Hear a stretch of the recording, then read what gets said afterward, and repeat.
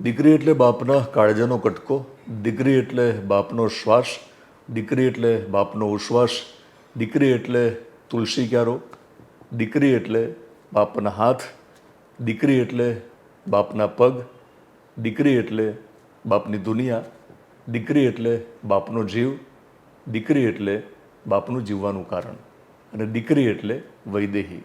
દીકરીનું બીજું નામ મારી દ્રષ્ટિએ વૈદેહી છે.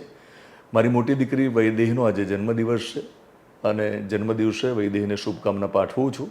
અને આજ તમને ખાસ યાદ દેવડાવીશ કે વૈદેહીનો જન્મ થયો એ પહેલાં જ મેં ભગવાન સામે એક ભીખ પણ માગી હતી કે મને દીકરી આપજે, અને તું મને જ્યારે દીકરી આપીશ ત્યારે એનું નામ હું વૈદેહી પાડીશ. તો ભગવાને મને દીકરી આપી અને જોગાનો જોગ ભગવાનની ઈચ્છાથી જ રાશિ પણ મને એ મળી કે જેથી હું વૈદેહી નામ પાડી શકું. તો વૈદેહી મારું નામ રોશન કરી રહી છે, તેના માટે મને ગર્વ છે. અને ભગવાન કૃષ્ણને પ્રાર્થના કરું છું કે વૈદેહીને નિરામય સ્વાસ્થ્ય આપે અને દીર્ઘાયુષ્ય આપે.